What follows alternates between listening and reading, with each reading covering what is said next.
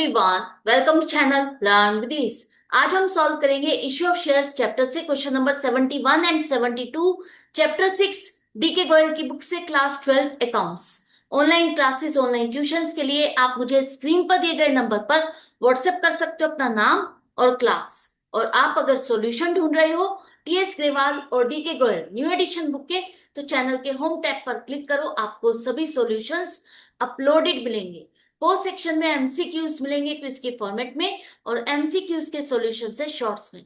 साथ ही अब आप इस सॉल्यूशन को इंग्लिश और हिंदी दोनों ही लैंग्वेज में देख सकते हो।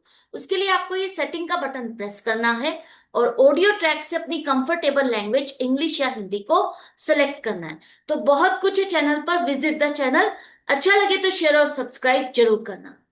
क्वेश्चन नंबर 71 में मीना लिमिटेड एक कंपनी जिसने 30,000 शेयर्स पब्लिक को इशू किए, ऑफर किए। 10 रुपीज की फेस वैल्यू का शेयर 2 रुपीज प्रीमियम के साथ कंपनी ने इशू किया। तो जिसको भी ये शेयर खरीदना है उसे 12 रुपीज की पेमेंट करनी।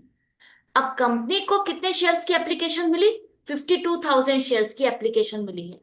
जितने शेयर्स इशू किए उससे ज्यादा की एप्लीकेशन रिसीव हुई, ओवर सब्सक्राइब हो गया। तो ओवर सब्सक्रिप्शन के केस में कंपनी कितने शेयर्स अलॉट कर सकती है? जितने शेयर्स इशू किए हैं कंपनी ने उतने ही शेयर्स कंपनी अलॉट कर सकती है। अब कंपनी ने अलॉटमेंट की है प्रोरेटा बेस पर। 3 कैटेगरी दी है, तीनों में किस तरह से शेयर अलॉट किया आपको दिया है। यहां पर 2 शेयर होल्डर्स हैं जिन्होंने कंपनी को पैसा नहीं दिया अलॉटमेंट के टाइम पर। तो कंपनी को अलॉटमेंट के टाइम पर कितना पैसा रिसीव हुआ आपको बस इतना ही कैलकुलेट करना है। सारी जर्नल एंट्रीज नहीं बनाना। तो किस तरह से कैलकुलेशन करोगे? सबसे पहले देखो कि कंपनी ने किस तरह से अलॉटमेंट की है। पहली कैटेगरी है जहां पर कंपनी कह रही है मैं 20,000 शेयर्स की एप्लीकेशन पर 10,000 शेयर्स अलॉट करूंगी। मतलब जितने शेयर्स जिसने अप्लाई किए उसको उतने शेयर्स ना देकर के कुछ कम नंबर ऑफ शेयर्स अलॉट किए जा रहे हैं, बिल्कुल आधे शेयर्स अलॉट किए जा रहे हैं। तो बाकी की एक्सेस एप्लीकेशन का पैसा, जो 10,000 एप्लीकेशन का पैसा है, उसका एक्सेस मनी कंपनी आगे की कॉल अलॉटमेंट में एडजस्ट करेगी, उनका पैसा उनको रिफंड नहीं करेगी। ऐसी तरह से कैटेगरी बी है जहां पर कंपनी कह रही है 30,000 शेयर्स की एप्लीकेशन पर 20,000 शेयर्स ही अलॉट किए जाएंगे। बाकी एक्स्ट्रा एप्लीकेशन का पैसा 30,000 रुपीज ये कंपनी आगे अलॉटमेंट में एडजस्ट करेगी। इनका पैसा जो भी एक्स्ट्रा है वो उनको रिफंड नहीं होगा। अब थर्ड कैटेगरी है जहां पर कंपनी ने 2,000 शेयर्स की एप्लीकेशन पर कुछ भी अलॉट नहीं किया। एक तरह से ये शेयर्स की एप्लीकेशन कंपनी ने रिजेक्ट कर दी। तो इनको जब अलॉटमेंट नहीं हुई तो इनका जो भी पैसा कंपनी ने रिसीव किया है एप्लीकेशन पर वो पूरा पूरा रिफंड होगा, राइट। अब देखो यहां पर कंपनी ने 52,000 शेयर्स की एप्लीकेशन रिसीव हुई, टोटल क्या बनता है 52,000। हम कितने शेयर्स अलॉट कर सकते हैं? 30,000, अलॉटमेंट भी 30,000 हो रही है। चेक हो गया। अब आपको यहाँ पर अलॉटमेंट पर कितना पैसा रिसीव हुआ यही कैलकुलेट करना है। तो ध्यान से समझो, कंपनी ने 30,000 शेयर्स अलॉट किए जिस पर 5 रुपीज कंपनी डिमांड कर रही है। तो 5 रुपीज के हिसाब से कितना पैसा मिलना चाहिए? 1,50,000। हमारे पास ऑलरेडी 60,000 आ चुके हैं। 30 + 30 60,000 हमारे पास एज एडवांस आ चुका है। बाकी के 90,000 रुपीज और मिलने चाहिए। अब एक शेयर होल्डर है बल्लू, जिसने 4,000 शेयर्स के लिए अप्लाई किया था और वो कैटेगरी ए से रिलेटेड है। मतलब कंपनी ने जहां पर 20,000 शेयर्स पर 10,000 शेयर्स अप्लाई किए, अलॉट किए थे, उस कैटेगरी से रिलेटेड है बल्लू। अब बल्लू ने 4,000 शेयर्स के लिए अप्लाई किया था, तो उसको शेयर्स अलॉट कितने किए ये हमें फाइंड करना है। क्यों? क्योंकि पहली बात तो जितने शेयर्स अलॉट किए जाते हैं उसी पर ही कंपनी पैसा आगे की कॉल का डिमांड करती है। और दूसरी बात, यहां पर हमारे पास इसका कुछ एडवांस भी है जो कि हम एडजस्ट कर रहे हैं। तो वो एडवांस एडजस्ट करने के बाद बाकी का अलॉटमेंट पर हमें इससे और कितना पैसा लेना है वो आपको कैलकुलेट करना है। तो किस तरह से करोगे? मैंने पहले भी आपको ट्रिक बताई है। जहां क्वेश्चन मार्क है उस नंबर को आपको ऊपर लिखना है। 10,000 divided by 20,000 multiplied by 4,000, 2,000 shares इसको अलॉट किए गए। तो 2,000 शेयर्स इसको अलॉट किए गए, ये आपके पास फिगर आ गई। इसने पेमेंट कितनी की है? इसने तो 4000 शेयर्स खरीदने के लिए कंपनी के पास एप्लीकेशन का पैसा जमा किया 12,000। कंपनी ने अगर इसको 2000 शेयर्स अलॉट किए तो इसका एप्लीकेशन का पैसा बनता है 6000। बाकी का और बाकी के 6000 कंपनी ने इसको रिफंड नहीं किए, एज एडवांस अपने पास रखा और आगे की कॉल अलॉटमेंट में इसको एडजस्ट किया। तो अलॉटमेंट के टाइम पर हमें इससे कितना पैसा लेना है? 2000 शेयर्स पर 5 रुपीज के हिसाब से कंपनी डिमांड कर रही है। तो 5 रुपीज में 3 रुपीज फेस वैल्यू है, तो आप पहले एडवांस को फेस वैल्यू के साथ एडजस्ट करते हो। तो एडजस्ट करने पर 6000 पूरे पूरे फेस वैल्यू के साथ एडजस्ट हो गए। एडवांस अब हमारे पास कुछ नहीं बचा। इसके बाद जो प्रीमियम आपने डिमांड किया 2 रुपीज के हिसाब से 4000, आपको ये प्रीमियम का पैसा इससे नहीं मिला। तो जो बैलेंस हमें नहीं मिला 4000, वो प्रीमियम का पैसा नहीं मिला। आप इसे डायरेक्टली भी कैलकुलेट कर सकते हो। 2000 शेयर्स पर 5 रुपीज के हिसाब से 10,000 माइनस 6,000, जो आपका एडवांस है, माइनस किया तो 4,000 रुपीज आपको और लेना है। यहां पर आपको 4,000 रुपीज नहीं मिले, माइनस कर दो। बल्लू से हमें 2000 शेयर्स पर 4000 नहीं मिले, बाकी कितना बचा? 86,000। अब बल्लू की तरह से एक और शेयर होल्डर है गणेश, जो कि कैटेगरी बी से रिलेटेड है, जहां पर कंपनी ने 30,000 शेयर्स की एप्लीकेशन पर 20,000 शेयर्स अलॉट किए। अब यहां पर इसके अलॉटेड नंबर ऑफ शेयर्स है, अलॉटेड नंबर ऑफ शेयर्स है लेकिन अप्लाइड नहीं। अब अलॉटेड नंबर शेयर्स पर हम ये तो कैलकुलेट कर लेंगे कि अलॉटमेंट के टाइम पर हमें इससे पैसा लेना कितना है, लेकिन हमारे पास ऑलरेडी इसका एडवांस कितना है, इसने कितना एक्सेस एप्लीकेशन का पैसा हमारे पास जमा किया है, वो कैलकुलेट करना जरूरी है। क्योंकि उस एडवांस को एडजस्ट करने के बाद जो बाकी का पैसा इसने नहीं दिया, वही आप यहां पर माइनस करोगे। तो किस तरह से कैलकुलेशन करोगे? बिल्कुल सेम वही चीज। आपके पास एप्लीकेशन का नंबर नहीं है, अलॉटेड का है, तो क्वेश्चन मार्क एप्लीकेशन के नीचे है, तो एप्लीकेशन का नंबर ऊपर आएगा। 30,000 डिवाइडेड बाय 20,000 मल्टीप्लाइड बाय 2000। तो गणेश ने 3000 शेयर्स के लिए अप्लाई किया था। 3000 शेयर्स के लिए अगर इसने अप्लाई किया था तो उस हिसाब से पेमेंट की थी 9,000 की। कंपनी ने उसको 2000 शेयर्स अलॉट किए, तो 6,000 रुपीज बने एप्लीकेशन के, बाकी के 3,000 कंपनी ने इसको रिफंड नहीं किए। एज एडवांस कंपनी के पास इसका ये पैसा है। अब कंपनी को इससे 2000 शेयर्स पर अलॉटमेंट के टाइम पर पैसा लेना है।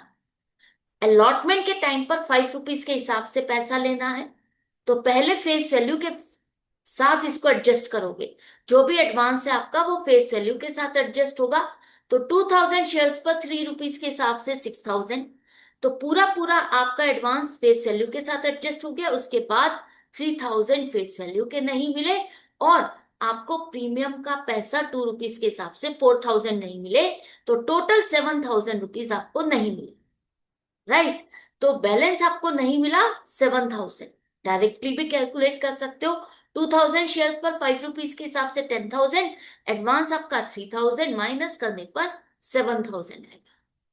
ये 7,000 भी आपको नहीं मिले, तो गणेश ने हमको नहीं पे किया, तो माइनस कर दो। बाकी का पैसा जो हमारे बैंक में आया वो 79,000। आपसे क्वेश्चन में बस ये फिगर कैलकुलेट करने के लिए कहा था, फिर भी आप जर्नल एंट्री भी समझ लो। पहली एंट्री क्या होगी? ड्यू की entry. Equity share allotment account debit 1,50,000। अब फेस वैल्यू और प्रीमियम दोनों का पैसा डिमांड किया है, तो फेस वैल्यू का पैसा शेयर कैपिटल में क्रेडिट करो 90,000। प्रीमियम का पैसा क्रेडिट करोगे सिक्योरिटीज प्रीमियम अकाउंट। पैसा मिला कितना? जो पैसा आया वो तो बैंक अकाउंट में डेबिट करो 79,000। क्यों मिला? इक्विटी शेयर अलॉटमेंट का, तो to equity share allotment account को क्रेडिट करोगे। अगर इसी एंट्री को कॉल सिनेरियर के साथ करना चाहते हो तो एंट्री होगी bank account debit 79,000, call in arrears account debit 11,000, to equity share allotment account 90,000। Question complete. I hope समझ में आ गया आपको। इसके बाद क्वेश्चन नंबर 72 में, एक्स लिमिटेड एक कंपनी है जिसने 40,000 शेयर्स पब्लिक को इशू किए, ऑफर किए। 10 रुपीज की फेस वैल्यू का शेयर 5% प्रीमियम के साथ इशू किया। तो जिसको भी ये शेयर खरीदना है उसे प्रीमियम के साथ पैसा पे करना होगा। अब कंपनी एप्लीकेशन पर 3 रुपीज डिमांड कर रही है, अलॉटमेंट पर 3.5, तो बाकी का पैसा फाइनल कॉल पर कितना डिमांड करेगी? ध्यान से समझो, फाइनल कॉल पर कंपनी 4 रुपीज डिमांड करेगी, क्योंकि 3 रुपीज एप्लीकेशन पर हो गए, 3 रुपीज फेस वैल्यू के अलॉटमेंट पर हो गए, तो बाकी के 4 रुपीज हो गए फाइनल कॉल पर। 40,000 शेयर्स कंपनी ने इशू किए, लेकिन एप्लीकेशन मिली है 90,000। जितने शेयर्स इशू किए उससे ज्यादा एप्लीकेशन आई, तो ओवर सब्सक्रिप्शन के केस में कंपनी कितने शेयर अलॉट कर सकती है? सिर्फ 40,000 शेयर्स। तो कंपनी ने यहां पर किसी के एप्लीकेशन को रिजेक्ट नहीं किया, सभी को कुछ ना कुछ शेयर्स अलॉट किए। जिसने जितने शेयर्स अप्लाई किए थे उसको उतने शेयर्स ना देकर के कुछ कम नंबर ऑफ शेयर्स उसको अलॉट किए, प्रोरेटा बेस पर अलॉटमेंट की। बाकी एक्स्ट्रा एप्लीकेशन का पैसा कंपनी क्या कह रही है, सिर्फ और सिर्फ अलॉटमेंट में आप एडजस्ट कर सकते हो, आगे की कॉल में नहीं। राइट, क्लियरली लिखा है क्वेश्चन में। अब यहां पर एक शेयर होल्डर है जिसने 4,500 शेयर्स के लिए अप्लाई किया था, उसने आगे की कॉल का पैसा नहीं दिया, उसके शेयर्स को कैंसिल किया। आपको यहाँ पर जर्नल एंट्रीज और बैलेंस शीट दोनों बनानी है। तो कहां से स्टार्टिंग करें? सबसे पहले जो आपको एप्लीकेशन का पैसा रिसीव हुआ, तो 90,000 शेयर्स के लिए लोगों ने अप्लाई किया, बैंक में पैसा जमा किया, तो bank account debit 2,70,000 to equity share application account 2,70,000। क्या ये पूरा का पूरा पैसा शेयर कैपिटल में ट्रांसफर होगा? नहीं, कंपनी क्या कह रही है कि प्रोरेटा बेस पर अलॉटमेंट होगी। तो 90,000 शेयर्स की एप्लीकेशन पर 40,000 शेयर्स कंपनी ने अलॉट किए, 50,000 शेयर्स की एप्लीकेशन का पैसा एक्स्ट्रा है, कितना? 1,50,000। अब आप इस एक्स्ट्रा अमाउंट को सिर्फ अलॉटमेंट में एडजस्ट कर सकते हो। तो चेक करो हमें अलॉटमेंट पर कितना पैसा लेना है। 40,000 शेयर्स पर 3.5 रुपीज कंपनी डिमांड कर रही है, तो अलॉटमेंट पर पैसा मिलना चाहिए 1,40,000। अब आपने इनके एक्स्ट्रा मनी से अलॉटमेंट का पैसा भी एडजस्ट कर लिया पूरा पूरा। अगर हम मान के चले एप्लीकेशन के टाइम पर हमें एप्लीकेशन और अलॉटमेंट दोनों टाइम का पैसा मिल चुका है, 2 इंस्टॉलमेंट का पैसा पूरा पूरा कंपनी के पास आ चुका है। बाकी जो एडजस्ट करने के बाद 10,000 एक्स्ट्रा अमाउंट है, वो यहां पर अब कंपनी को रिफंड करना है। जो मैं आपको हमेशा कहती थी ना कि हमेशा एक्स्ट्रा अमाउंट को आप पहले चेक कर लो कि आपको अलॉटमेंट के टाइम पर पैसा लेना कितना है, क्या वो पूरा पूरा एडवांस आपका एडजस्ट हो रहा है अलॉटमेंट के टाइम। अगर एक्स्ट्रा है तो वो हम रिफंड करेंगे। वो आपको यहाँ पर इस क्वेश्चन में मिल गया पॉइंट कि यहाँ पर हमारे पास एक्स्ट्रा अमाउंट है जो कि हमें रिफंड करना है अलॉटमेंट में एडजस्ट करने के बाद, आगे की कॉल में एडजस्ट नहीं करना। ये कैलकुलेशन क्लियर हो गई आपको? अब देखो जर्नल एंट्री क्या बनेगी। Equity share application account debit 2,70,000। आपको जो पैसा शेयर कैपिटल में ट्रांसफर करना है वो 3 रुपीज के हिसाब से 40,000 शेयर्स जो कंपनी अलॉट कर रही है 1,20,000। इसके बाद जो आप अलॉटमेंट में एज एडवांस रख रहे हो वो इक्विटी शेयर अलॉटमेंट अकाउंट को क्रेडिट करो 1,40,000।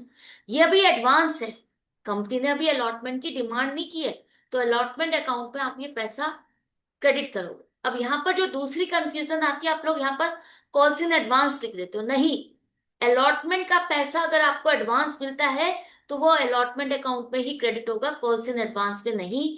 कॉल्स इन एडवांस अकाउंट सिर्फ और सिर्फ आगे की कॉल्स के लिए यूज होता है, first call, second call, final call, उनके लिए यूज होगा, अलॉटमेंट के लिए नहीं। इसके बाद जो 10,000 एक्स्ट्रा मनी है वो हम रिफंड करेंगे, तो टू बैंक अकाउंट 10,000। एप्लीकेशन के बाद अब कंपनी नेक्स्ट इंस्टॉलमेंट अलॉटमेंट की डिमांड करेगी। आप कहोगे अलॉटमेंट का तो पूरा पैसा मिल चुका, अब क्यों डिमांड करना है? अब हमें ड्यू की एंट्री क्यों बनाना? पहला रीजन, कंपनी अलॉटमेंट के टाइम पर फेस वैल्यू और प्रीमियम दोनों पैसा डिमांड कर रही है, तो जब आप ड्यू की एंट्री बनाते हो उसी टाइम पर ही फेस वैल्यू और प्रीमियम के पैसे को अलग अलग अकाउंट में क्रेडिट करते हो। तो यहां पर हमारी ड्यू की एंट्री बनेगी equity share allotment account debit 3.5 के हिसाब से 40,000 शेयर्स पर 1,40,000। फेस वैल्यू का पैसा 3 रुपीज आप शेयर कैपिटल अकाउंट में क्रेडिट करो 1,20,000, और प्रीमियम का पैसा कितना होगा? 10 रुपीज का 5% 50 पैसा, तो सिक्योरिटीज प्रीमियम अकाउंट में आपने क्रेडिट किया 20,000। ड्यू की एंट्री बन गई। हालांकि हमें पूरा पैसा मिल चुका है 1,40,000, फिर भी हमने ये ड्यू की एंट्री बनाई। क्यों बनाई? दूसरा रीजन ये है कि आपने यहाँ पर अलॉटमेंट अकाउंट को तो क्रेडिट कर दिया, अगर आपने इसको डेबिट नहीं किया तो ये account as it is stand करेगा, आपकी बुक्स में बैलेंस शो करेगा, जबकि हमें पैसा तो पूरा मिल चुका है। तो जो भी आपका application account, allotment account, first call account, final call account, ये सब टेम्परेरी अकाउंट है। ये आप जितना पैसा आपको लेना है, जितना मिला, आप ये सब कुछ रिकॉर्ड करके इन अकाउंट को क्लोज कर देते हो। ये वाले अकाउंट आपके एप्लीकेशन और अलॉटमेंट के बैलेंस शीट में शो नहीं होते, तो इसीलिए ड्यू की एंट्री भी बनानी जरूरी है। क्लियर हो गया? अब हमें पैसा तो पूरा मिल चुका है अलॉटमेंट के टाइम पर, तो दोबारा से तो कोई पेमेंट करेगा नहीं, तो बैंक वाली एंट्री यहां पर नहीं आएगी कि हमें अब पैसा बैंक में मिला, राइट। इसके बाद हम डायरेक्टली अब फर्स्ट कॉल की ड्यू की एंट्री बनाएंगे। फर्स्ट कॉल मतलब फाइनल कॉल की ड्यू की एंट्री बनेगी कितनी, ₹4 के हिसाब से आप डिमांड करोगे, तो equity share first and final call account ₹4 के हिसाब से ₹1,60,000 आपको मिलने चाहिए। कंपनी मान के चलती है पूरा पैसा मिल जाएगा, to equity share capital account को क्रेडिट करो 1,60,000, राइट। अब कंपनी को पैसा मिला कितना, अब ध्यान से समझना, हमें जो भी एडवांस मिला था वो अलॉटमेंट तक एडजस्ट हो चुका, आगे हमें एडजस्ट करना अलाउड भी नहीं है और हमारे पास एडवांस है भी नहीं। तो कंपनी को 1,60,000 लेने हैं फर्स्ट कॉल पे, पूरे पूरे 40,000 शेयर्स पर। अब कंपनी कह रही है कि एक शेयर होल्डर है जिसने 4,500 शेयर्स के लिए अप्लाई किया था। यहां पर क्या लिखा है, अप्लाइड, मतलब ये इतने शेयर्स खरीदना चाहता था। कंपनी ने प्रोरेटा बेस पर अलॉटमेंट की है, मतलब जिसने जितने शेयर्स के लिए अप्लाई किया उसको उतने शेयर्स तो अलॉट हुए नहीं। कंपनी जितने शेयर्स अलॉट करती है उसी पर ही कॉल की डिमांड करेगी, तो हमें यहाँ पर अलॉटेड नंबर ऑफ शेयर्स निकालना जरूरी है, ताकि हम ये फाइंड कर सके कि इसने हमें कितने शेयर्स पर पैसा नहीं दिया। तो 90,000 शेयर्स की एप्लीकेशन पर 40,000 शेयर्स अलॉट किए, 4,500 शेयर्स इसने अप्लाई किए, तो अलॉटेड कितने हैं कैसे निकालोगे, क्वेश्चन मार्क जहां है उस नंबर को ऊपर लिखो, डिवाइडेड बाय 90,000 मल्टीप्लाइड बाय 4,500। तो कंपनी ने इसको 2,000 शेयर्स अलॉट किए और 2,000 शेयर्स पर ₹4 के हिसाब से हमें इससे पैसा नहीं मिला, 8,000। बाकी का पैसा हमारे पास रिसीव हुआ 1,52,000। तो एंट्री क्या हो जाएगी, bank account debit 1,52,000 to equity share first and final call account 1,52,000। अगर इसी एंट्री को कॉल सिनेरियर के साथ करना चाहते हो तो एंट्री होगी bank account debit 1,52,000, call in arrear से account debit 8,000 to equity share first and final call account 1,60,000। Company ने फाइनल कॉल के बाद इन शेयर्स को फोरफीट कर दिया। तो किस पॉइंट पर कंपनी ने शेयर्स को फोरफीट किया है, फाइनल कॉल की डिमांड के बाद, मतलब पूरे पूरे फेस वैल्यू ₹10 कंपनी से डिमांड कर चुकी है, जिसमें से शेयर होल्डर ने कितना पैसा पे किया, एप्लीकेशन और अलॉटमेंट, अलॉटमेंट का आपको पूरा पूरा एडवांस मिल चुका है, तो 3 + 3 ₹6 कंपनी को रिसीव हुई। अब फोरफीचर की एंट्री कैसे बनेगी, जो आपकी कॉल्ड अप फेस वैल्यू है इसे आप शेयर कैपिटल को डेबिट करोगे, रिवर्स करोगे, equity share capital account debit 20,000। इसके बाद जो प्रीमियम डिमांड किया उसका क्या हुआ, कंपनी ने जो प्रीमियम डिमांड किया है वो अलॉटमेंट के टाइम पर डिमांड किया है, और अलॉटमेंट के टाइम पर हमें सबसे पैसा मिल चुका है, तो इसका मतलब कंपनी को इससे प्रीमियम का पैसा मिल चुका है। तो जब प्रीमियम का पैसा मिल चुका है, वो सिक्योरिटीज प्रीमियम अकाउंट पे पूरा पूरा क्रेडिट है, तो आप वहां से निकाल के इसको दोबारा से रिवर्स नहीं करोगे, डेबिट नहीं करोगे। अब बात आती है कि ₹10 में से हमें कितना पैसा मिला और कितना नहीं। तो फाइनल कॉल का पैसा नहीं मिला, तो फाइनल कॉल पर ₹4 के हिसाब से पैसा नहीं मिला, तो to equity share first and final call account credit करो 8,000, और जो पैसा कंपनी को मिल चुका है वो शेयर होल्डर को रिफंड नहीं होगा, तो आपको फेस वैल्यू का पैसा फोरफिटेड शेयर अकाउंट में क्रेडिट करो 12,000। आप कहोगे कि 6.5 पैसा हमें मिल चुका है, प्रीमियम का पैसा भी तो हमें मिला, बिल्कुल सही बात है। तो प्रीमियम का पैसा जो आपको मिल चुका है वो सिक्योरिटीज प्रीमियम अकाउंट में क्रेडिट है, वहां से निकाल के यहाँ पर ट्रांसफर नहीं करोगे, फोरफिटेड शेयर अकाउंट में सिर्फ फेस वैल्यू का पैसा ही आप क्रेडिट करते हो, राइट। अब इसके बाद इसी एंट्री को कॉल सिनेरियर के साथ करना चाहते हो तो एंट्री होगी equity share capital account debit 20,000 to call in arrears account 8,000 to forfeited share account 12,000। Forfeiture के बाद कंपनी ने शेयर्स को री इश्यू नहीं किया, तो जर्नल एंट्री तो यहां तक कंप्लीट हो गई। इसके बाद बैलेंस शीट आपको बनानी है, तो मेन पेज के बाद जो नोट्स टू अकाउंट है उसमें आप पहले सारी डिटेल लिखोगे। शेयर कैपिटल, ऑथराइज्ड कैपिटल कितनी है नहीं दी तो उसको ब्लैंक छोड़ दो। इश्यूड कैपिटल कितनी है 40,000, equity shares of ₹10 etch 4 lakh. Company ने कितने शेयर्स अलॉट किए, सब्सक्राइब कैपिटल क्या है, तो ध्यान से समझो। सब्सक्राइब कैपिटल में दो कैटेगरी आती है, एक फुल्ली पेड अप, दूसरी नॉट फुल्ली पेड। कंपनी ने 40,000 शेयर्स अलॉट किए थे और उसमें से 2,000 शेयर्स कैंसिल हो गए। कैंसिल हो गई तो कितने बचे 38,000। तो 38,000 शेयर्स आपके फुल्ली पेड अप की कैटेगरी के हैं या not fully paid up. Company ने पूरे ₹10 डिमांड किए, शेयर होल्डर ने भी पूरे पूरे ₹10 की पेमेंट कर दी, तो ये फुल्ली पेड अप की कैटेगरी में आएंगे आपके 38,000, equity shares of ₹10 etch 3,80,000। 2,000 shares अभी आपने री इश्यू नहीं किए, तो री इश्यू नहीं किए वो कैंसिल्ड है, और आपको पहले वाले शेयर होल्डर से जो पैसा मिला वो फॉरफिटेड शेयर अकाउंट में स्टैंड कर रहा है कितना 12,000।